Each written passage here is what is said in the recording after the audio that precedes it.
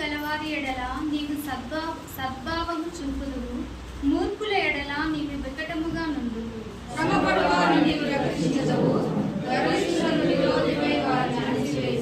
నా దీపము వెలిగించువాడవు నీవే, నా దేవుడైన యెహోవా చీకటిని నాకు వెలుగుగా చేయును.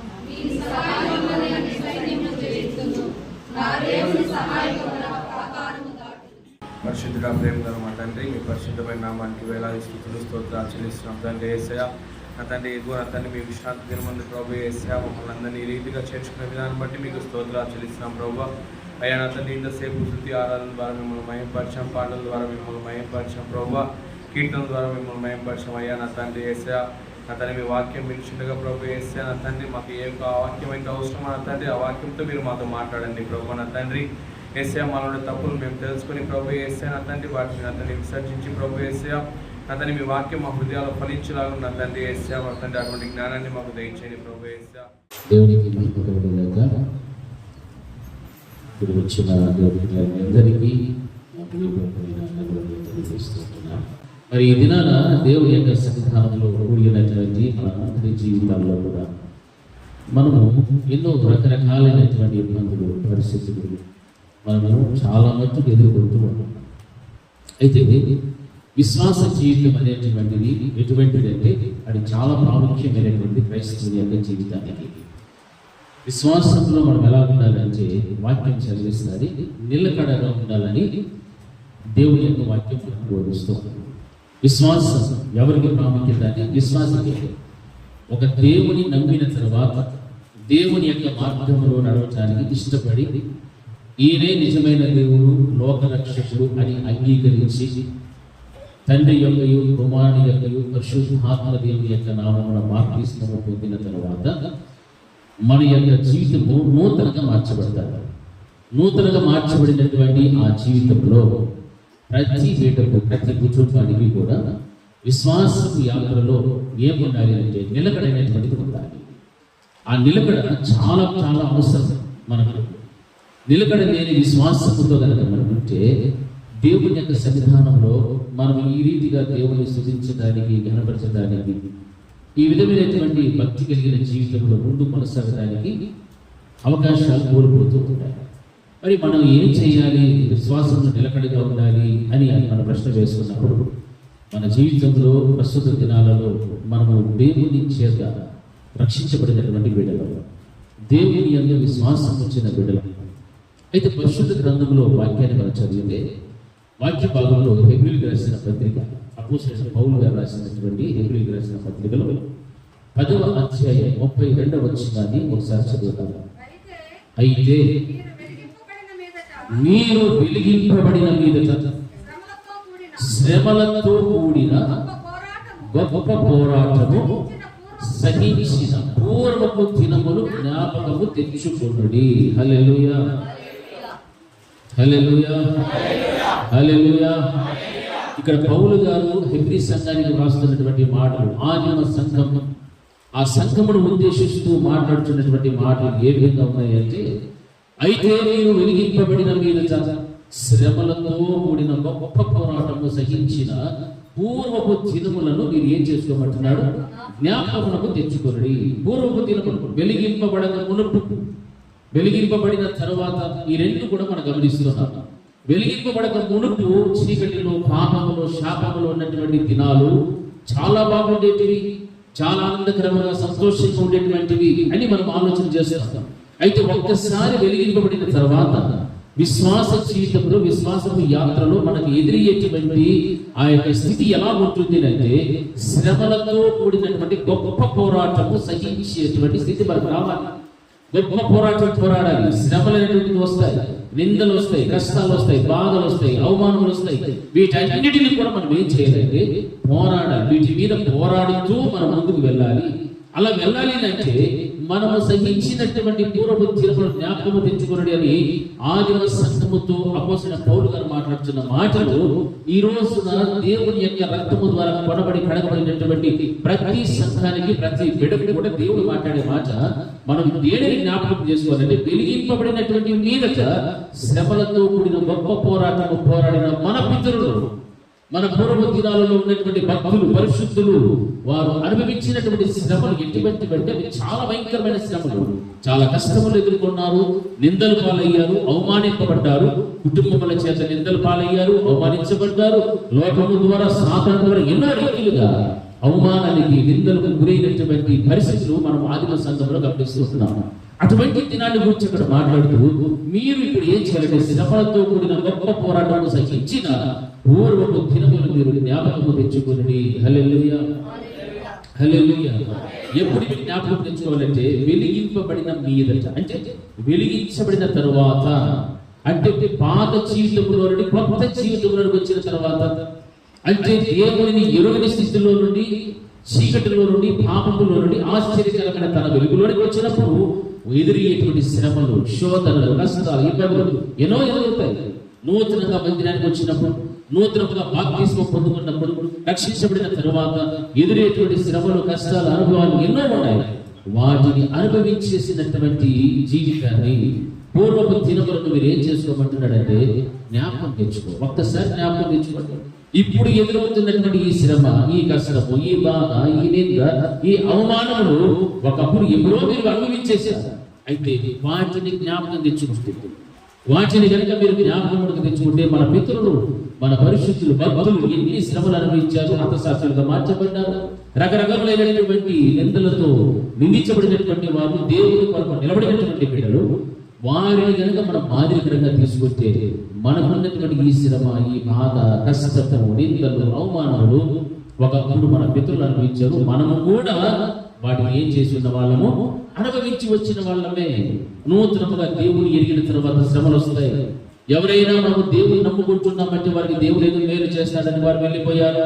ఎవరో దేవుడు వారికి కష్టాల నుంచి తీరుస్తాడంటే, వారికి ఉన్న శ్రమల నుంచి దేవుడు విడుదల కలుగు చేస్తాడంటే వీరు ఆ దేవుని నమ్ముకున్నారు అని చెప్పుకునేవారు కానీ, అలాగని ఆలోచించుకునేటువంటి వారికి కానీ దేవుడి వాక్యం ఏం కల్పిస్తాడంటే, దేవుడిని కనుక నమ్ముకుంటే, దేవుని అందుకు విశ్వాసం ఉంచితే కష్టాలు వస్తాయి, బాధలు వస్తాయి, నిందలు వస్తాయి, అవమానాలు వస్తాయి, శ్రమలన్నీ కూడా వస్తాయి. హల్లెలూయా. అంటే దాని అర్థం ఏమిటంటే, నీవు ఒక్కసారి వెలిగింపబడ్డావు అని దానికి నిదర్శనం. నీవు వెలిగింపబడితేనే ఆ నింద నీ మీదకి వస్తుంది. నీవు వెలిగింపబడిన తర్వాతనే ఆ కష్టం నీ మీదకి వస్తుంది, ఆ శ్రమ నీకు వస్తుంది. ఆ విధముగా నీవు జ్ఞాపకం పెట్టుకోవాలి. పూర్వపు దినములలో ఉన్నటువంటి ఆ యొక్క స్థితి ఎలాంటిదంటే, గొప్ప పోరాటం సహించినటువంటి స్థితి, దాన్ని నువ్వు జ్ఞాపకం తెచ్చుకో. ఈ రోజు నీవు అనుభవించేటువంటి శ్రమ ఒకప్పుడు నేను అనుభవించి ఉన్నాను. దాన్ని ఎలా అనుభవించాలి? శ్రమలు వచ్చినప్పుడు దేవుడు ఏం చెప్పన్నాడు? సంతోషించమని చెప్తున్నాడు, ఉత్సహించమని చెప్తున్నాడు. కానీ మనకు శ్రమలు అనేటువంటివి వస్తే, బాధలు వస్తే, కష్టాలు వస్తే ఏమైపోతామో, కురిగిపోతూ ఉంటాం, చాలా బాధపడతాం. అయ్యో నీకు తెలియదు కదా నా పరిస్థితి ఎలా ఉందంటే, అలాగే బాధపడతాం. సహజం. అయితే దేవుడి వాక్యం చదివిస్తుంది, కష్టం వచ్చినప్పుడు, బాధ వచ్చినప్పుడు, శ్రమ వచ్చినప్పుడు, నిందలు వచ్చినప్పుడు, అవమానాలు వచ్చినప్పుడు నీవు దేవుని యందు ఏమవ్వాలంటే సంతోషించు. అది దేవుడు చెప్తున్నటువంటి మాట. హల్లెలూయా. ఆ విధంగా దేవుని యొక్క బిడ్డలైనటువంటి మన జీవితంలో ఆ స్థితి మనకు రావాలి అని అంటే, విశ్వాస జీవితంలో మనం ఎలా ఉండాలంటే నిలకడ కలిగినటువంటి వారంగా మనం ఉండాలి. హల్లెలూయా. శ్రమలు వచ్చినా దేవుని స్థుతి, నిందలు వేశారా దేవుని స్తుతించారు. మీరు భలే చెప్తారు, నిందలు వేస్తే మాత్రం నేను తట్టుకోలేను. హల్లెలూయా. ఒక దెబ్బ వేసినా తట్టుకుంటాము కానీ, 4 కోళ్ల మధ్య కష్టపడి వచ్చిన, శ్రమలు వచ్చిన అనుభవించగలుగుతాము కానీ, నిందలు అనేటువంటి మన మీదకి వస్తే అది 10 మందిలోకి వచ్చేసింది అనుకోండి, ఎలా ఉంటుంది పరిస్థితి? హ్యాపీగా పోతామా మనము? చెప్పాలి. మన మీదకి నింద వచ్చింది అనుకోండి, ఆ నిందను బట్టి 10 మందిని తెలిసిపోయి వీధిలోకి వచ్చేసేసాం మన గురించి. అప్పుడు మనం ఎలా తిరుగుతామో? మీకు ఎవరికి నిందలు వచ్చేసింది? హల్లెలూయా. నిందలు వస్తుంది, ఎలా జరుగుతాము? అవమానకరంగా ఫీల్ అవుతాం, బాధపడతాం, పింగిపోతాం. నేను ఏ తప్పు చేయకపోయినా నా మీదకి ఏమి వస్తున్నాయి? నిందలు వచ్చేస్తున్నాయి. నేను ఏం మాట్లాడకపోయినా నా మీదకి అవమానకరంగా మాట్లాడుతున్నది అనేటువంటి బాధ ప్రతి మనిషి కూడా ఎదుర్కొంటాడు. అయితే మన పూర్వపు దినములు ఎటువంటివి అంటే, వెలిగింపబడిన తర్వాత శ్రమలతో కూడినటువంటి గొప్ప పోరాటాన్ని సహించినటువంటి పూర్వపు దినములు. హల్లెలూయా, హల్లెలూయా. గొప్ప పోరాటముతో సహించిన పూర్వపు దినములను జ్ఞాపకం తెచ్చుకోమని. సహించగలిగినటువంటి స్థితి మనకు ఉండాలి. అంటే నీ జీవితంలో విశ్వాసంలో నిలకడగా ఉంటే ఆ పూర్వపు దినాలను జ్ఞాపకం తెచ్చుకో. సహించినటువంటి స్థితి నీకు ఉంది. ఆ గొప్ప పోరాటాన్ని పోరాడుతూ వచ్చావు, ఆ పోరాటంలోనే నువ్వు సహిస్తూ వచ్చావు. అందుకే ఆ దినాలను ఏం చేసుకోమంటున్నాడంటే జ్ఞాపకం మనకు తెచ్చుకోమంటున్నాడు. క్రైస్తవ జీవితంలో దిక్కాల్సినటువంటి క్రైస్తవులు చిన్న చిన్న విషయాల్లో కూడా కాంప్రమైజ్ కాకుండా ఏమవుతారు తెలుసా? ఎన్నో ఇబ్బందులు కొని తెచ్చుకుంటారు. ఎన్నో ఇబ్బందులు కొని తెచ్చుకుంటారు లేదా? అది మంచిదే. హల్లెలూయా. మనం కాంప్రమైజ్ అయ్యే పరిస్థితే ఉండకూడదు. హల్లెలూయా. ఒత్తికై ఏ స్థితి కలిగిన వాడు ద్వారపాలకుడు వంగింటే సరిపోయింది. అతనికి ఏ విధమైనటువంటి బాధ వచ్చినటువంటి కాదు, గౌరవించలేదు అన్నటువంటి ఒకే ఒక కారణం చేత అతను ఏం చేయాలనుకున్నాడు? హామాను చంపేయాలనుకున్నాడు. హల్లెలూయా. అందుకే గొప్ప శ్రమ అనేటువంటిది ఎదుర్కొన్నాడు. అయినా దేవుని యొక్క విశ్వాసాన్ని మాత్రము విడిచిపెట్టలేదు. హల్లెలూయా. షడ్రక్ మేషక్ అబేద్నెగో వాళ్ళు కూడా ఏం చేశారు? ప్రతిమకు మొక్కించి వాళ్ళు పట్టించుకునే ఎవరైనా ఉండించారా? ఎవరు లేరు. దానియేలు కిటికీలు మూసుకొని ప్రార్థన చేశాడట. కిటికీలు వేసేసాడు. కిటికీలు తెరిచి మమ్మారు ఎలాగైతే ప్రార్థన చేస్తాడో అలాగే యెషయా తన కిటికీలు కిటికీలు తెరిచి దేవుని స్తుతిస్తూ ప్రార్థన చేస్తూ. హల్లెలూయా. చిన్న చిన్న విషయాలే కానీ గొప్ప శ్రమలను విరేం చేసిన వారు ఎదుర్కొన్నటువంటి వారు. హల్లెలూయా. తద్వారా దానియేలు గారైతే ఎక్కడ పడ్డాడు? సింహముల గుహలో పడ్డాడు. వారైతే ఏడబడ్డారు? అగ్ని గంధకములో పడవేయబడ్డారు. తర్వాత మొర్దెకైకి ఏమొచ్చేది? ఉరి అనేటువంటిది కూడా సిద్ధమైపోయింది. అంటే ప్రాణము పోయేటువంటి స్థితి వచ్చినప్పటికీ కూడా వారి జీవితంలో వారు కలిగి ఉన్న విశ్వాసము మాత్రము ఎంత మట్టుకు కూడా వారు విడిచిపెట్టలేదు. హల్లెలూయా. గట్టిగా చెప్పండి హల్లెలూయా. హల్లెలూయా. ఈ రోజున క్రైస్తవ జీవితంలో కూడా చిన్న చిన్న శ్రమలు కష్టములు వచ్చేస్తే ఏమైపోతుంటాము? కురిగిపోతాం. అయ్యో నేను పడలేదు, నేను ఈ శ్రమలు అనుభవించలేదు, ఈ నిందలు నేను మోయలేను, ఈ అవమానకరమైనటువంటి కష్టాలు బాధలు నా వల్ల కాదు, నేను భరించలేను అని ఏం చేసుకుంటున్నాను. హల్లెలూయా. మనం ఏం చేయాలా? పూర్వపు దినములను జ్ఞాపకం తెచ్చుకోవాలి. పూర్వపు దినములు గొప్ప పోరాటాలు వచ్చినప్పుడు సహించినటువంటి పూర్వపు దినములను జ్ఞాపకం తెచ్చుకోవడము. హల్లెలూయా. నీవు నూతనగా దేవుని నమ్ముకున్నప్పుడు కష్టం రాలేదా? శోధన రాలేదా? శ్రమలు రాలేదా? అవమానాలు రాలేదా? నిందలు రాలేదా?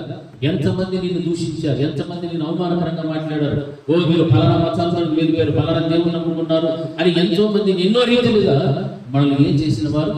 నిందలు వేసిన వారు, అవమానంగా మాట్లాడినటువంటి వారు, ఎన్నో కష్టాలు బాధలు ఆకలి కల్పనకు గురి చేసినటువంటి వారు, ఊళ్ళలో నుంచి కూడా సైతం విలేసినటువంటి వారు కూడా చాలా మంది వచ్చారు. ఆ పూర్వ దినముల్లో ఏం చేసేప్పుడు సహించినటువంటి ఆ పూర్వ దినాలను జ్ఞాపకం తెచ్చుకుంటే అది నీకు చాలా చాలా శ్రేష్టము. హల్లెలూయా. దేవుని కొరకు నీవు నిలబడితే వీటన్నిటిని అనుభవిస్తూ సహిస్తూ ఉండగలిగితే అది మంచిది. దేవుని వాక్యం అన్నిటిగా బోధిస్తాడు. ఎందుకంటే చిన్నటువంటి విషయాల్లోనే మనం పడిపోతే పెద్ద శ్రమలు వచ్చినప్పుడు, కష్టాలు బాధలు వచ్చినప్పుడు వాటిలో నుండి మనకు జయము రాదు. హల్లెలూయా. హల్లెలూయా. జీవితంలో ఈ రోజున ప్రతి ఒక్కరు కూడా శ్రమ అనుభవిస్తున్నటువంటి వారు ఉన్నారు. ఎంతో మంది కష్టాలు అనుభవించే బిడ్డలు ఉన్నారు. ఎంతో మంది నిందలు అవమానాలు పడేటువంటి బిడ్డలు లేకపోలేదు. అయితే వాక్యం చదివిస్తారు, విశ్వాసంలో ఎలా ఉండాలంటే నిలకడ కలిగి జీవించు. హల్లెలూయా. వాటన్నింటిని కూడా నీవేం చేస్తావు? ఓపికతో సహనంతో నీవే వాటిని అన్నింటిని కూడా ఎదుర్కోగలుగుతావు. ఎటువంటి భయంకరమైన మనుషుల మధ్య సాధారణ ద్వారా కానీ ఏ స్థితిలో నుండి కానీ నీకు శ్రమలు వచ్చినా అటువంటి వారందరినీ కూడా దేవుడు ఒక రోజున దర్శిస్తాడు. వారితో మాట్లాడినప్పుడు నీ పడిన కష్టము, నీ పడిన బాధ అంతటిని కూడా తొలగించి వేసి దేవుడు నీ ప్రాణములకు నెమ్మదిని కలుగ చేయగలుగుతాడు. హల్లెలూయా. హల్లెలూయా. హల్లెలూయా. హల్లెలూయా. అందుకే ఆత్మ సంఘాన్ని పోయినటువంటి వారుగా మనకు జీవించాలి. మన పితరులు ఓపికతో ఉన్నారు, సహనంతో ఉన్నారు. నీ వ్యక్తిగత జీవితంలో కూడా అటువంటి సందర్భాలు ఎదుర్కొన్న పరిస్థితులు ఎన్నో ఉన్నాయి. వాటన్నిటిని కూడా నువ్వు జ్ఞాపకం తెచ్చుకుంటూ ఉంటే నిజంగానే చాలా చాలా ఆశీర్వాదకరమైన జీవితంలో వెళ్ళిపోతావు. యోసేపు గోతిలో పడవేయబడ్డాడు. గోతిలో పడవేయబడినటువంటి యోసేపు జీవితం అక్కడి నుంచి ప్రారంభమై ఎక్కడి దాకా వెళ్ళిపోయాడు? ఐగుప్తు దేశమునకే రాజుగా మార్చబడ్డాడు, చక్రవర్తి అయిపోయాడు. హల్లెలూయా, హల్లెలూయా, హల్లెలూయా. ఎక్కడి నుంచి ఎక్కడికి పోయాడు? యాడ్ నుంచి ఇప్పుడు నేను చెప్పండి. యాడ్ నుంచి గోతి దగ్గరికి బానిస ఆడికి, గోతిలో నుంచి యాడికి పోయినాడు? రాజు. ఏ దేశానికి? ఏ దేశానికి? మీరు కొంచెం గట్టి చెప్తే మీకు ఆన్సర్ తెలుసో తెలియదు నాకు అర్థమవుతుంది. హల్లెలూయా. గోతులో పడవేయబడినాడు అనేసి అక్కడ కురికిపోయి వదిలిపెట్టేశాడు. చాలే ఎవరు చెయ్యి తీసే చాలు ఆయన బతికిట్టు ఉప్పుకొనైనా బతికేస్తారని వెళ్ళిపోయాడా? లేదు, వేరే వాళ్ళకి బానిసగా కూడా అమ్ముడు పోయాడు. పోనీ అక్కడి నుంచి ఏమైనా తప్పించుకొచ్చాడా? ప్రయత్నాలు చేశాడా? లేదు. ఎందుకంటే అతనికి దేవుడు ఏమి ఉండేనో తోడే ఉండేను. హల్లెలూయా. ఎందుకంటే తను నమ్మిన దేవుని పట్ల తనకేమిందంటే విశ్వాసం.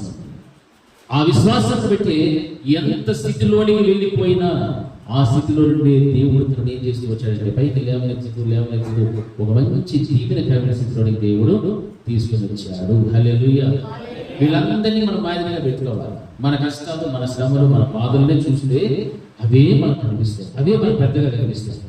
వాటిని మరిచి వెనుకున్నటువంటి మన పితరులు, పరిశుద్ధులు, భక్తులు ఎంతమంది ఎన్ని శ్రమలు అనుభవించారో వాళ్ళని కనుక మనం జ్ఞాపకం పెట్టుకుంటే ఖచ్చితంగా దేవుడు మనకున్న శ్రమలు బట్టి మనకి ఏమి ఇస్తాడంటే ధైర్యాన్ని ఇస్తాడు. మనం అనుభవిస్తున్న కష్టములు, నష్టముల నుంచి, బాధలు, అవమానముల నుండి మనం బయటకు తీసుకురావడానికి మనకు ఉన్నటువంటి విశ్వాసమే మనం ఏం చేస్తుంది? బలపరచగలుగుతుంది. హల్లెలూయా. ఆ విశ్వాసం ఉంటేనే ఇవన్నీ కూడా మన జ్ఞాపకంలో పుట్టుకుంటూ రాగలుగుతాం. కనుక ఎవరి కుటుంబంలో ఏ బాధలు ఉన్నాయో, ఏ కష్టములు ఉన్నాయో, ఏ సమస్యలు ఉన్నాయో వారికి తెలుసు. అయితే మీరు జ్ఞాపకం పెట్టుకోవాల్సింది ఏమి చెప్తుంటే మీరు వెలిగింపబడ్డాడు. హల్లెలూయా, హల్లెలూయా. ఇది చెప్పాలి. హల్లెలూయా. వెలిగింపబడకపోతే బాధలు రావు, శ్రమలు రావు, కష్టాలు రావు, శోధనలు రావు, ఇబ్బందులు రావు. వెలిగింపబడితేనే ఏమొస్తాయి? వస్తాయి. ఎందుకంటే ఎవరైతే వెలిగింపబడి ఆత్మీయతలు ఎదుగుతూ ఉంటారో వారి మీదనే ఎవరు కలుగుతుందా? సాతాను యొక్క దృష్టి వాళ్ళ మీదకే వస్తుంది, మనుషుల దృష్టి కూడా వాళ్ళ మీదకే వస్తుంది. ఎందుకంటే ఆరిపోయేది, ఇది ఆరిపోవడం, వెలకూడదు. ఈ వెలుగు దీపాన్ని ఏం చేసేయాలా? ఆరిపోయాలి. నువ్వు విశ్వాసంలో నిలబడగా వచ్చి ఎంతమంది ఎన్ని ప్రయత్నములు చేసినా వాటన్నిటిలో నుండి కూడా నీకు విజయాన్ని దేవుడు తప్పకుండా ఇస్తాడు. హల్లెలూయా. అది మనం జ్ఞాపకం పెట్టుకోవాలి. పూర్వ దినాలు జ్ఞాపకం పెట్టుకో. ఇతరులు ఆదిమ సంఘము గొప్ప పోరాటం పోరాడారు. పోరాటంలో ఓపికతో, సహనముతో వారు ఏ రీతిగా సహించినటువంటి దినములు ఉన్నాయో ఆ దినాలను జ్ఞాపకం పెట్టుకొని ముందుకు వెళ్ళిపోతూ ఉండాలి. హల్లెలూయా, హల్లెలూయా. ఎందుకంటే పాపంలో, చీకటిలో ఉన్నప్పుడు ఆత్మ వెలిగించబడటం అనేటువంటిది అసాధ్యం. వాటిని విసర్జించి విడిచిపెట్టితేనే నీ యొక్క జీవితంలో ఏమవుతావంటే వెలిగింపబడినటువంటి స్థితి నీకు వస్తుంది. హల్లెలూయా. ఆ స్థితి కోసం నీవు పోరాడాలి. ఆ స్థితి నీకు కావాలని అనుకోవాలి. చూడండి, చదివేవానికి పరీక్ష, భక్తిగా పెరిగే వాళ్ళకే, పరిశుద్ధంలో నడిచే వారికే, విశ్వాసంలో బలపడే వారికే, రక్షణను కాపాడుకునే వారికి, సమర్పణ కలిగిన జీవితంలో ఉన్నటువంటి బిడ్డలకు మాత్రమే ఏముంటుంది? పరీక్ష. హల్లెలూయా. ఎన్ని కష్టమైన ప్రశ్నలు వస్తాయో పరీక్ష పేపర్ చూస్తే తెలుస్తుంది. 2 మార్కులు ఉంటాయి, 4 మార్కులు ఉంటాయి, 10 మార్కులు ఉంటాయి, 5 మార్కులు ఉంటాయి. రకరకాల ప్రశ్నలు, చిన్న చిన్న సమాధానాలు, పెద్ద పెద్ద సమాధానాలు అన్నీ రాయాలి. రాస్తేనే వాడికి 100కి 100 మార్కులు వస్తాయి. హల్లెలూయా. ప్రశ్నలు చూసి భయపడిపోతే 0 మార్కులే వస్తాయి. ఉందా? మార్కులు ఎవరైనా ధైర్యం చేస్తారు, ఏమీ రాయకపోతే ఎవరైనా మార్క్ వేస్తారు, 1 మార్క్ అని వేస్తారా? హల్లెలూయా. కాబట్టి మన ఆత్మీయ జీవితంలో విశ్వాసం అనేటువంటిది చాలా ప్రాముఖ్యమైనటువంటి. శ్రమలు వచ్చాయని, ఎవరో మనం నిందిస్తున్నారని, ఎవరో మనం బాధపెడుతున్నారని, మనం కృంగదీస్తున్నారని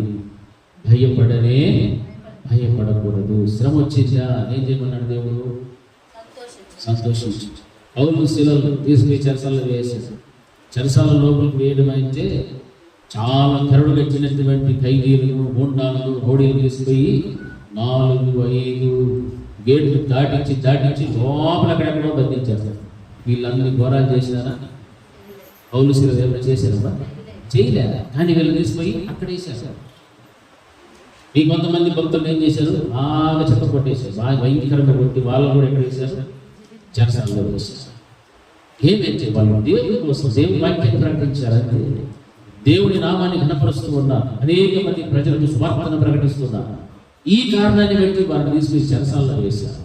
అప్పుడు వాళ్ళు చేసిన పని ఏమిటంటే దేవుడిని ఏం చేశారు? స్తుతించారు. హల్లెలూయా. ఎందుకు స్తుతించారు అంటే వారిలో ఉన్న విశ్వాసము అంత గొప్పది. ఆ విశ్వాసము అంత పని చేస్తున్నాడు. నీలో నిజంగా విశ్వాసం ఉంటే దేవుడికి ఏం చేస్తుంటావు? నీ శ్రమ వచ్చినప్పుడు, బాగా నింద అవమానం వచ్చినప్పుడు దేవుడికి ఏం చేస్తావు? స్తుతించు. హల్లెలూయా. అందుకే మనం ఏం చేయాలి? కష్టాలు వచ్చినప్పుడు పెద్దగా మనం ఇంట్లో పెద్ద ప్రేయర్ పెట్టుకోవాలి. నాకు ఈ కష్టాలు అన్నీ వచ్చినాయి, రండి మా ఇంట్లో ప్రార్థన పెడతాను, రండి అందరికీ భోజనం పెట్టు లేదు. నువ్వు భలే చెప్తావు. ఉపాస ప్రార్థన కదా, అప్పుడు పెట్టాల్సింది అని నాకేస్తాను. హల్లెలూయా. దేవుని వాక్యం ఏం చదివిస్తుంది? కష్టం వస్తే, శ్రమ వస్తే సంతోషించు, శ్రమలలో సంతోషించు. హల్లెలూయా. హల్లెలూయా. మరొక చోట ఏం రాయబడింది? ఎవరికైనా దుఃఖము కలిగినా వాడు దేవునికి ప్రార్థన చేసి, సంతోషము కలిగిన వాడు దేవుని స్తుతించాలి. హల్లెలూయా. అయితే నీకు శ్రమలు వచ్చినప్పుడు నిజంగా నీవు స్తుతించాలి. ఎందుకు స్తుతించాలి తెలుసా? నీవు వెలిగింపబడ్డావు. హల్లెలూయా. హల్లెలూయా. అంటే చీకటిలో నుండి నువ్వు ఎక్కడికి వచ్చేసావు? ఆశ్చర్యకరమైన దేవుని యొక్క వెలుగులోకి నువ్వు వచ్చినావు అని అర్థం. నీకు శ్రమలు రాలేదు, కష్టాలు రాలేదు, ఇబ్బందులు లేవు, నిందలు లేవు, అవమానాలు లేవు, అన్ని సభ్యంగా సాఫీగా జరిగిపోతున్నాయి. 3 కోట్ల మునుకోతిలాగా దిగి పడిపోతున్నావు అని అంటే నువ్వు ఇంకా ఏమవలేదు తెలుసా? వెలిగించబడలేదు. ఆ చీకటిలోనే నీ బతుకుంది. ఆ చీకటి తత్వమే నీలో ఉంది, పాపమే నీలో ఉంది, బలహీనతలే నీలో ఉన్నాయి, ఇబ్బందులు నీలో ఉన్నాయి, శ్రమలు అనుభవిస్తూ అవేవి కూడా లేవు. దర్శగా నీవు జీవితాన్ని గడిపేస్తున్నావు. కాబట్టి సాయంత్రం నేను అలా వదిలిపెట్టాడు. వీడు నా పార్టీ కాబట్టి వీని ఏమి మన అవసరమే, వీడిని టచ్ చేయాల్సిన అవసరం కూడా లేదని అనుకుని నేను వదిలేసేసాను. ఎవరైనా ఆ స్థితిలో ఉంటే, ఆ స్థితి లేదు, నీవు కష్టాలు అనుభవిస్తున్నావు, శ్రమలు వచ్చేసాయి, ఇబ్బందులు వచ్చేసాయి అంటే నీవు వెలిగించబడిపోయావు. హల్లెలూయా. హల్లెలూయా. వెలిగించబడిన మీదట శ్రమలతో కూడిన గొప్ప పోరాటము సహించిన పూర్వపు దినములను జ్ఞాపకమునకు తెచ్చుకొనుడి. హల్లెలూయా. ఈరోజు వెలిగించబడిన తర్వాత నీకు ఎదురవుతున్నటువంటి వీటన్నిటిలో కూడా నీకు ఏం అవసరం అంటే సహనం చేయడం స్థితి. సహనము నీకు కావాలి. ఇంకా ఎంతకాలం నేను సహించాలి?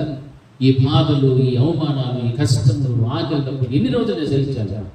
మంచిదే, అడగాల్సిన ప్రశ్నే. అని వాక్యం చదివిస్తుంది. కొంచెం కాలమే, కొంత సమయమే, ఎక్కువ సమయం అయితే లేదు, కొంత సమయం మాత్రమే. ఇక మీద దాన్ని బట్టి నీవేమవుతావంటే నీవు దేవుడి రక్తము చేత విలువ పెట్టి కొనబడ్డావు కాబట్టి నీవు ఆత్మ చేత ముద్రించబడ్డావు. పరిశుద్ధాత్మను పొందుకున్న వ్యక్తివి అన్నీ ఉన్నాయి. కనుక నీ విశ్వాస జీవితంలో నీవు ఎలా ఉండాలంటే నిలకడ కలిగినటువంటి స్థితి నీకు ఉండాలి. ఎందుకంటే నీవు సిద్ధపడుచున్నావు, పరిశుద్ధతలోనికి నీవు వచ్చేస్తున్నావు, రక్షణలో ముందు కొనసాగుతున్నావు, నీ భక్తిని కాపాడుకుంటున్నావు. అన్నీ కూడా నీకు ఎలా ఉన్నాయంటే సుగుణాలు, మంచి సుగుణాలతో పెళ్లి కుమార్తెగా సిద్ధపరచబడేటువంటి స్థితి నీకు ఉంది. అయితే మన పోలికలు ఎవరితో ఉండాలంటే మన పితరులతో పోలికలు, ఆదిమ సంఘముతో మన పోలికను పోల్చుకోవాలి, వారిని మాదిరిగా పెట్టుకోవాలి. ఈ రోజు నేను ఈ స్థితిలో ఉన్నాను, పెళ్లి కుమార్తెగా తయారవుతున్నాను, వధువు సంఘముగా ఒక పరిశుద్ధత కలిగి చక్కని జీవితం ఆత్మీయతలో బలపడుతున్నాను, సమర్పణలో ముందుకు వెళ్తున్నాను. కానీ ఎందుకు నాకు ఈ శ్రమ అంటే పూర్వ దినాలు ఒక్కసారి జ్ఞాపకం చేసుకోమని పరిశుద్ధ గ్రంథం మనకు హెచ్చరిస్తుంది. ఆ పూర్వ దినాలలో వారు ఏ విధంగా అయితే సహించగలిగారో సహించక కొంచెం కాలం మట్టుకే సహించేటువంటి కొంచెం కాలం మట్టుకే ఆ తర్వాత నీకు పరిపూర్ణమైన విడుదల దేవుడిని ఖచ్చితంగా ఇస్తాడు. ఎందుకంటే మాట ఇచ్చి తప్పేటువంటి వాడు మాత్రము కాదు. హల్లెలూయా. హల్లెలూయా. ఎందుకంటే మనకంటే ముందు శ్రమలు అనుభవించిన పరిశుద్ధులను జ్ఞాపకం తెచ్చుకో, భక్తులను జ్ఞాపకం తెచ్చు. వారు ఎన్ని శ్రమలు అనుభవించారు, ఎన్ని బాధలు అనుభవించారు, దేవుని కోసం ఎన్ని రాత్రులు పగళ్ళు వారు చర్చల్లో ఉన్నారో, ఎంతగా కష్టాలు అనుభవించారు. వాటితో పోలిస్తే మనకున్న కష్టాలు, మనం అనుభవిస్తున్న ఈ శ్రమలు, నిందలు, అవమానాలు ఎక్కువ అంటారా? చాలా తక్కువ, చాలా అంటే చాలా తక్కువ. అందుకే దేవుడు చెప్తున్నాడు, ఆ దినాలను నీవు జ్ఞాపకమునకు ఉంచుకో. హల్లెలూయా, హల్లెలూయా. నీవు వెలిగించబడ్డావు అనటానికి నిదర్శనం ఏమిటి? శ్రమయే. నీకు శ్రమ వచ్చిందంటే నీవేమైపోయావు? వెలిగించబడ్డావు. వెలిగించబడినటువంటి వారి కోసమే ఎవరు వస్తున్నారు? యేసుక్రీస్తు ప్రభువు వారు రాబోతున్నాడు. హల్లెలూయా, హల్లెలూయా.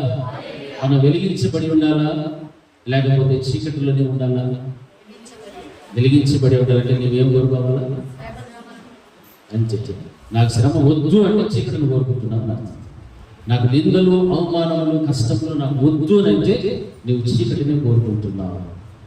మనకు అవసరం చీకటిలో నుండి, పాపంలో నుండి, శాపంలో నుండి, సాతాను చేతుల్లో నుండి, మన బంధకాల నుండి మనకు పరిపూర్ణమైన విడుదల చేసినటువంటి దేవుని యొక్క ఆశ్చర్యకరమైన వెలుగులోని మనమందరూ కూడా వచ్చే. అంతే. అప్పుడే వెలిగింపబడతావు. వెలిగింపబడిన తర్వాత నీకేం మొదలవుతాయంటే శ్రమలు వస్తాయి, కష్టములు వస్తాయి, బాధలు వస్తాయి, నిందలు, అవమానాలు, వీటన్నిటిని కూడా పూర్వపు దినములలో సహించినటువంటి రీతిగా మనము కూడా సహిస్తూ ఉండాలి. హల్లెలూయా, హల్లెలూయా. ఈరోజు మనం చూస్తున్న అన్యులలో ఏదైనా ఒక క్రీడాకారులు కానీ లేకపోతే ఎవరైనా సెలబ్రిటీలు విజయం వస్తే వారికి ఏమేం చేస్తారు? చాలా గొప్ప గొప్ప సన్మానాలు, సందడి చేస్తారు, ఎయిర్పోర్ట్కి వెళ్ళిపోతారు, బ్యాండ్ మేళం పెడతారు, అన్నీ చేస్తారు. కానీ దేవుని మైత్రి ఏం చదివిస్తారంటే క్రైస్తవుని యొక్క జీవితంలో విజయం అనేటువంటి వచ్చిన తర్వాత మనం సైలెంట్గా ఉండాలని చెప్తాం. మనం వీధుల్లోకి వెళ్ళి కేకలేని చెప్తాం. మనం సందడి చేసుకోమని చెప్తాం. మనకు జీవితంలో విజయం వచ్చినప్పుడు 450 బలిపీఠాలు ఒకవైపు, ఒక్క ఏలియా బలిపీఠం మాత్రం ఒకవైపు. ఎవరికి విజయం వచ్చింది? ఏలియాకే విజయం వచ్చాడు. అందరిని కూడా చంపాడు, వారేసినాడు. చంపి వారేసినా కానీ ఏమైనా చేసినాడా? అడవిడ చేసినాడా? కొండ ఎక్కాడు. కొండ ఎక్కి 2 కాళ్ళ మధ్య తల పెట్టుకొని దేవుడికి ఏం చేస్తున్నాడు? ప్రార్థన చేస్తున్నాడు. హల్లెలూయా. క్రైస్తవుని యొక్క విజయం రహస్యంగా పెట్టుకోవాలి. క్రైస్తవుని యొక్క జీవితంలో విజయం వచ్చిందని మనం ఓని ఎగిరిపోయి ఏమేమో చేసేపోవడం, అది అన్యులు అలాగా వారు చేసుకుంటారు, సందడి చేసుకుంటారు, ఏమైనా చేసుకుంటారు. కానీ క్రైస్తవుని జీవితం విజయ రహస్యం ఏంటంటే చాలా రహస్యంగా పెట్టుకోవాలి. విజయం వచ్చినా కానీ రహస్యంగానే ఉండిపోవాలి. అంత చక్కగా మనం ఆత్మీయతలు ఎదిగేటువంటి బిడ్డలుగా మనం ఉండాలి. హల్లెలూయా, హల్లెలూయా, హల్లెలూయా. శ్రమతో కూడినటువంటి అనుభవాలనే మనం విజయోత్సవాలుగా ప్రకటించుకోవాలి. ఈరోజు నా కుటుంబంలో శ్రమ వచ్చింది అంటే దాన్ని ఏం చేసుకోవాలా? విజయోత్సాహంగా మనం జరుపుకోవాలి. అంటే నేను ఏమై ఉన్నానని వెలిగింపబడి ఉన్నాను. హల్లెలూయా. ఇది చెప్పాలి. హల్లెలూయా. శ్రమ వస్తే ఏమై ఉన్నావని, వెలిగింపబడి ఉన్నావంటే దానికి నిదర్శనం ఏమి? శ్రమ. హల్లెలూయా. శ్రమ వచ్చేసి, బాధలు వచ్చి, నిందలు వచ్చి అంటే నేను వెలిగిపోయావు అని అర్థం. వెలిగించబడుతున్నావు, అందుకే నీ శ్రమలు వస్తున్నావు. ఈ విషయాన్ని నువ్వు జ్ఞాపకం పెట్టుకుంటే నీ విశ్వాసంలో నుండి ఎప్పటికీ కూడా కుడి ఎడమలకు తొట్టిల్లేటువంటి అవకాశం నీకు రానే రాదు. ఒకవేళ మనం తొట్టిల్లుతున్నామంటే నీ విశ్వాసం నిలకడగా లేదు. అవిశ్వాసం అనేటువంటి నీలోనికి ప్రవేశిస్తారు.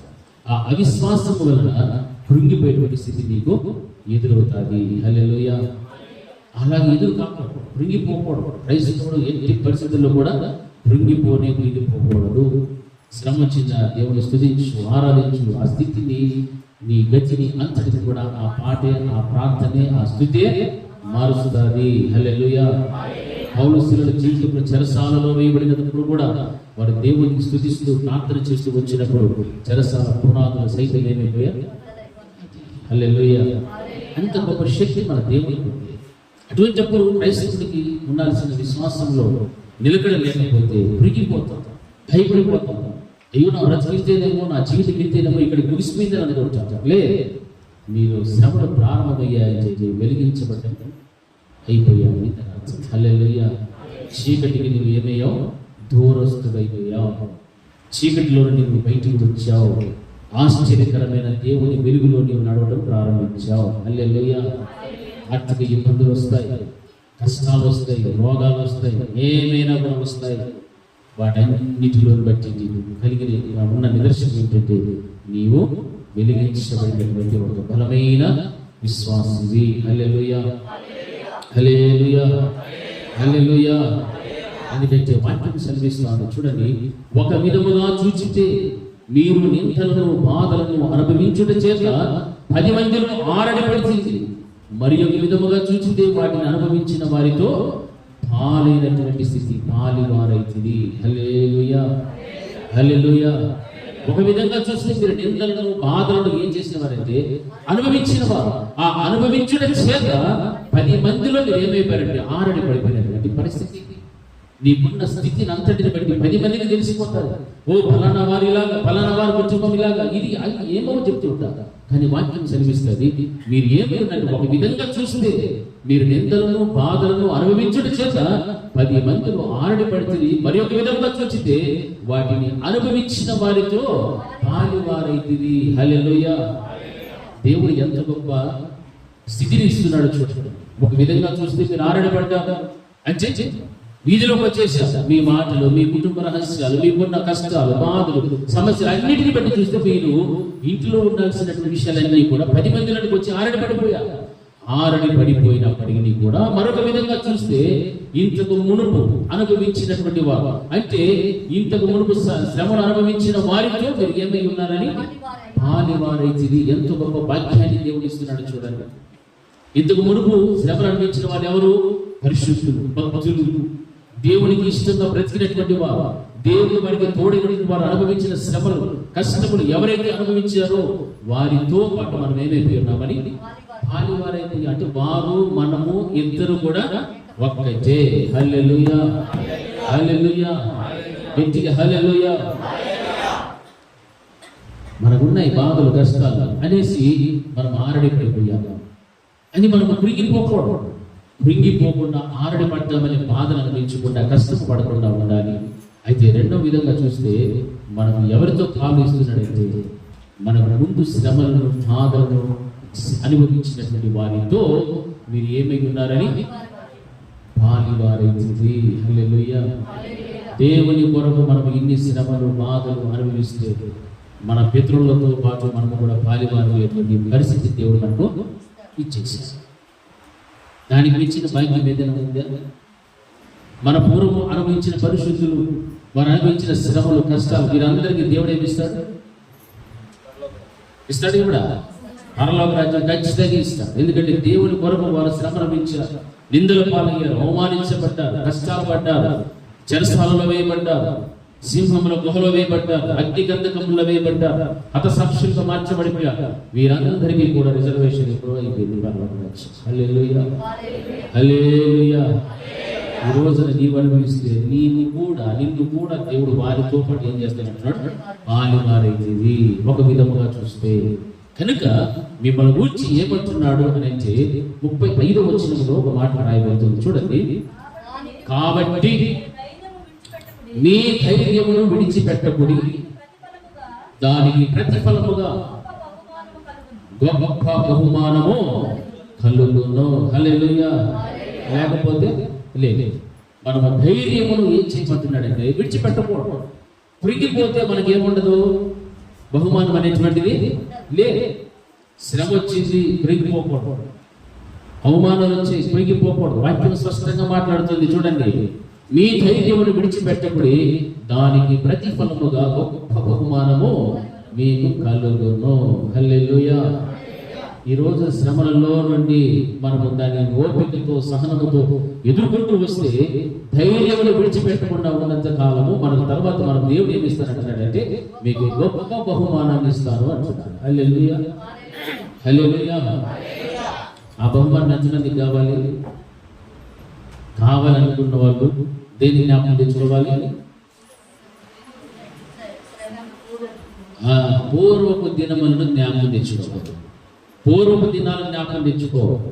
వాక్యం అనే సెలవిస్తుంది. పూర్వపు దినములలో ఆదిమ సంఘములో పడినటువంటి శ్రమలు, ఆ సంఘము అనుభవించిన కష్టం, నింద, అవమానం నువ్వు జ్ఞాపకం పెట్టుకో. అప్పుడు నీకు దేవుడు ఏం చేశాడంటే నీ ధైర్యమును విడిచిపెట్టకుండా ఉన్నప్పుడు దానికి ప్రతిఫలముగా గొప్ప బహుమానాన్ని ఇస్తాము అంటున్నాడు. ప్రియమైనటువంటి దేవుని బిడ్డలారా, మనము కృంగిపోయిన స్థితిలోనికి వెళితే, అవిశ్వాసంలోనికి కనుక వెళితే దేవుడు మనకు ఇవ్వదలిచిన గొప్ప బహుమానాన్ని పోగొట్టుకుంటాం. హల్లెలూయా, హల్లెలూయా. గొప్ప బహుమానం అంటే సాధారణ బహుమానం కాదు, గొప్ప బహుమానము. ఎందుకంటే శ్రమను అనుభవించి విసిరైపోయిన వారు కూడా చాలా మంది వచ్చారు. ఇక నా వల్ల కాదు, ఒక సామెత, అన్నం ఉడికేంత ముందు వడ్డించడానికి పారిపోయినట్టు ఉడికి ఎంత ఉంటాడు, వడ్డించడానికి వాడికి తినేటువంటి భాగ్యము పోగొట్టుకున్నాడు. అట్లనే శ్రమలు వచ్చినప్పుడు ఎంతకాలం, ఇంకా ఎన్ని రోజులు, ఎన్ని సంవత్సరాలు, ఎన్ని ఎట్లు పెద్దలు కూడా అయిపోతున్నారు, ఏమి నా బతుకు ఇంకా కనిపించు. కానీ కొంచెం కాలం మనకేముండాలి, సహనం ఉండాలి. హల్లెలూయా, హల్లెలూయా, హల్లెలూయా.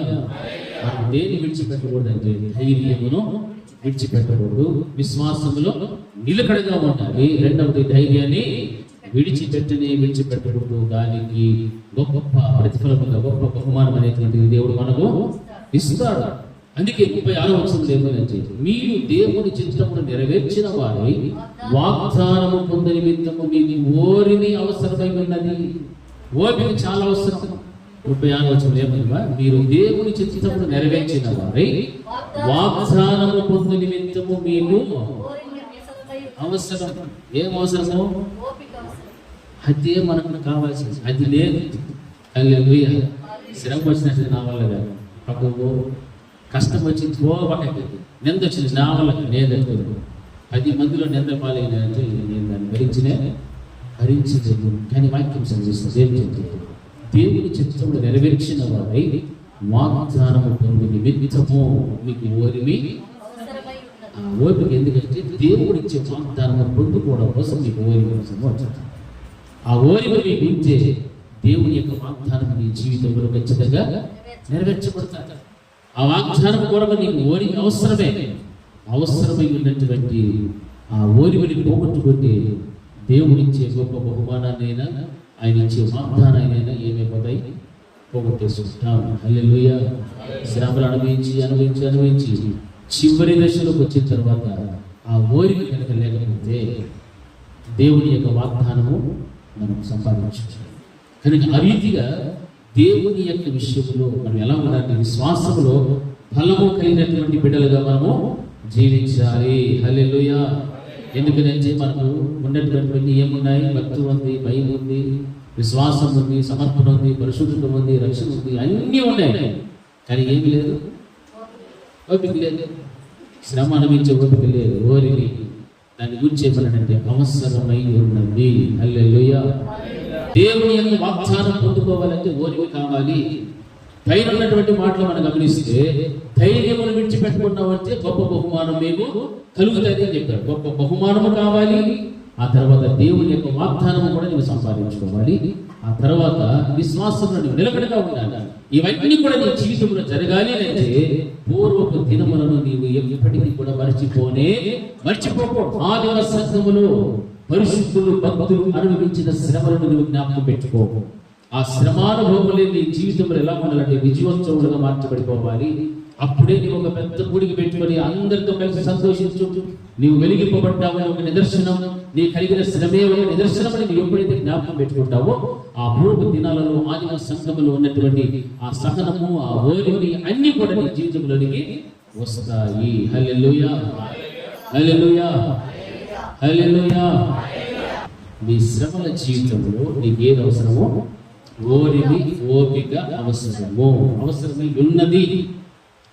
కావాలి ఓపిక. ఇంకా ఎంతకాలము ఈ శ్రమ, ఎంతకాలము ఈ కష్టము, ఎంతకాలము ఈ బాధ అని మనము ఓరిమిని కనుక విడిచిపెట్టే విశ్వాసం నుంచి తొలగిపోతాం. గొప్ప బహుమానం పోగొట్టుకుంటాం, దేవుడి వాగ్దానం పోగొట్టుకుంటాం, ధైర్యం విడిచిపెట్టేస్తాం. ఇవన్నీ కూడా మనకు నష్టాలు. ఎన్ని సంవత్సరాలు మనం ఓరిమితో ఉండి చివరి దశలోకి వాగ్దానం పొందుకునేటువంటి దశలోకి వచ్చినప్పుడు దేవుని యొక్క వాక్యం సెలవించిన రీతిగా ఓరిమి అవసరమే ఉన్నది, ఇక కాలము బహు కొంచెముగా ఉన్నది అనేటువంటి మాట మనం జ్ఞాపకం తెచ్చుకోకుండా సహనాన్ని కనుక మనం పోగొట్టుకుంటుంటే దేవుని యొక్క దీవెన ఆశీర్వాదం అనేటువంటిది మనము పోగొట్టేసుకుంటాం. హల్లెలూయా, హల్లెలూయా, హల్లెలూయా. ఎందుకంటే మనలో భక్తి ఉంది, పరిశుద్ధత అన్నీ ఉన్నాయి కదా, కానీ ఏమి లేదు, ఓరిమి లేదు. ఏమి లేదు మా ఓపిక లేదు. గడియార స్తంభం మీద అది చాలా ఎత్తుగా ఉంటుంది. అది ఎత్తుగా ఉన్నప్పుడు ఆ పైన ఉన్నటువంటి గడియారానికి బ్యాటరీ అయిపోతే దానికి ఏం పెట్టాలి, బ్యాటరీ పెట్టాలి. అట్లా దాన్ని అందుకోవడానికి ఒకరి మీద ఒకరు ఎక్కి పై వరకు పోయాలి. కానీ అక్కడ అందలేదు అన్నప్పుడు ఇంకా ఒక మనిషి కావాలన్నప్పుడు వీళ్ళు ఎట్లా ఉన్నారు, ఒకరి మీద నిలబడ్డారు కదా, నిలబడి ఆ గడియారం అందుకోవడానికి ఇంకో మనిషి కావాలి అన్నప్పుడు కింద వాడికి యాడ్ చేస్తే ఏమని అడిగితే ఫుడ్ నేను పోయి ఇంకొని పిలుచుకొని వస్తాను వెళ్ళాడు. మీకు అర్థమైందే లేదా? అర్థమైందే మరి నమ్మట్లేదు వీళ్ళేదో హల్లెలూయా. 19 మంది ఎక్కినారు, ఇంక 20వ మనిషి ఒకటి కావాలి. అప్పుడు కింద ఉండేటువంటి వాడు పోయినాడంటే నేను పిలుచుకొని వస్తాను పోయినాడంటే అప్పుడు ఏం పరిస్థితి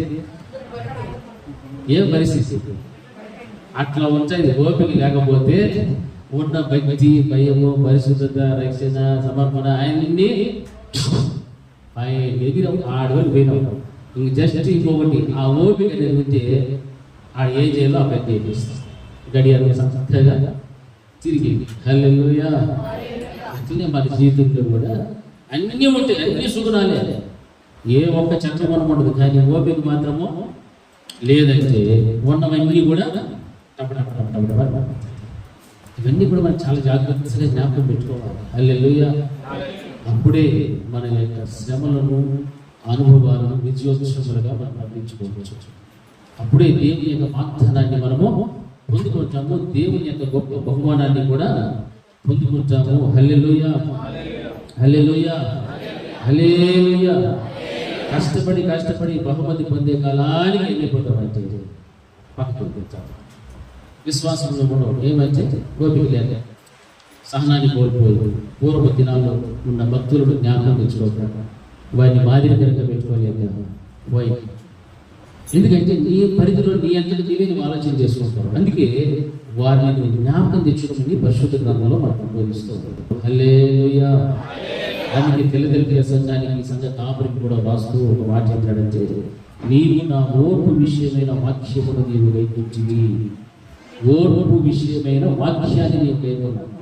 ఈ రోజున క్రైస్తవ జీవితంలో సంఘంలో పరిస్థితులు కనుక మనం గమనిస్తే, ఉపవాసానికి కూర్చున్న వాక్యాన్ని గైకొంటారు, బాప్తిస్మమును కూర్చున్న వాక్యాన్ని గైకొంటారు, పరిశుద్ధాత్మను పొందుదల లేకపోతే పరిశుద్ధాత్మను పొందగలిగిన వాక్యాన్ని ఏం చేస్తారు, గైకొంటారు. ప్రతి వాక్యాన్ని గైకొంటారు. కానీ ఫిలదెల్ఫియా సంఘంలో రాయబడినటువంటి ఆ మాట, నీవు నా ఓర్పు విషయమైన వాక్యమును గైకొని ఉన్నావు అనేటువంటి అంశానికి వస్తే చాలా మంది ఆ వాక్యాన్ని గైకొని లేకపోవచ్చు.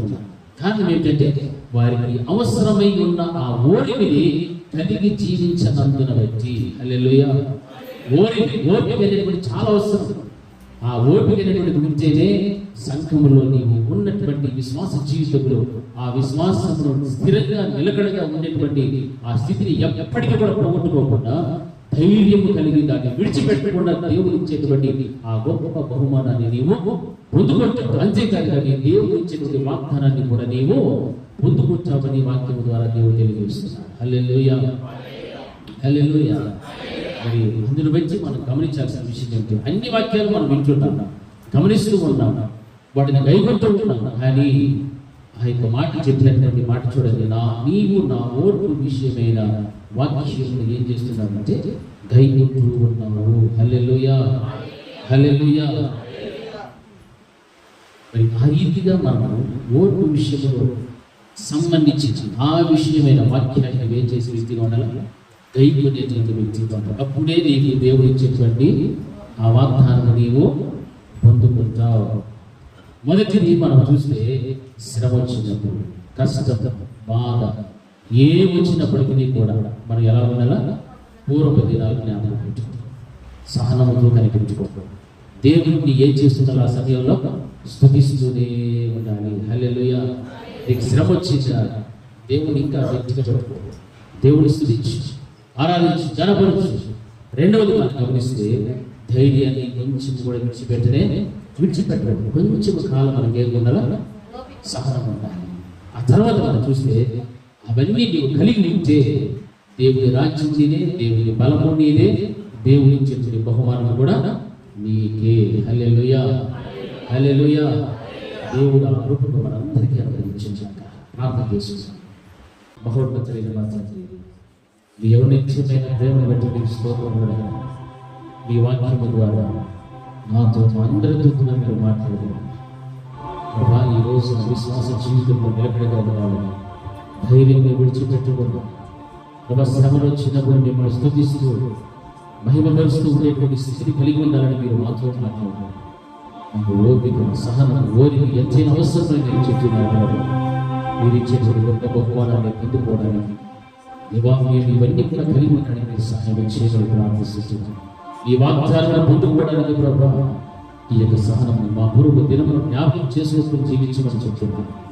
ఆ విధమైనటువంటి గొప్ప బిడ్డలందరి కుటుంబములను కూడా మీరు అనుగ్రహించమని దేవా ప్రార్థించిన ప్రతి బిడ్డలు ఈ స్థితిలో ఏ కుటుంబము ఏ బిడ్డలైతే ఉన్నారో ప్రతి బిడ్డలు కూడా దేవా మీరు సహనాన్ని ఓపికను మీరు ఇవ్వండి.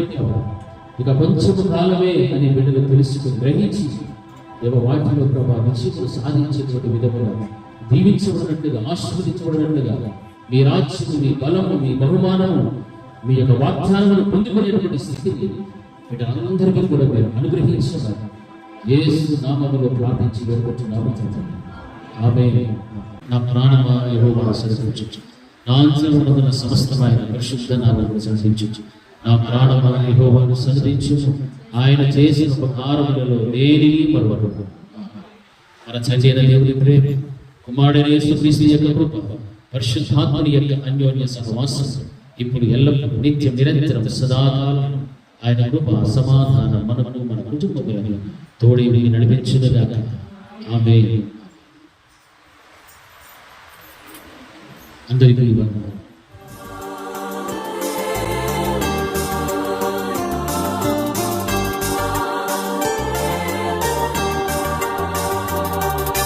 నిత్యము స్తుతించిన నీ రుణము తీర్చలేను, సమస్తము నీకిచ్చిన నీ త్యాగము మరువలేను.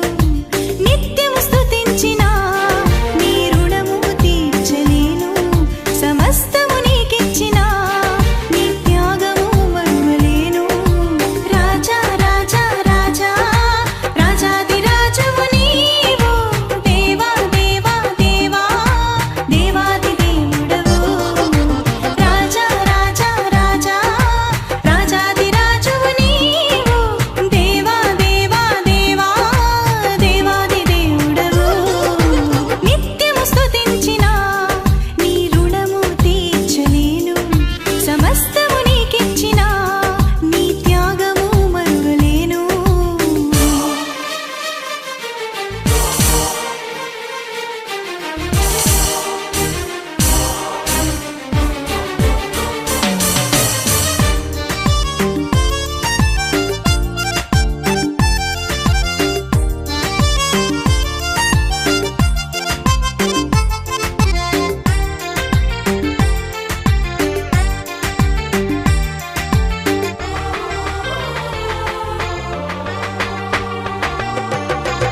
అద్వితీయ దేవుడా, ఆది అంతమునై ఉన్నవాడా, అద్వితీయ దేవుడా, ఆది అంతమునై ఉన్నవాడా, అంగలార్పును నాట్యముగా మార్చివేసిన మా ప్రభు, అంగలార్పును నాట్యముగా మార్చివేసిన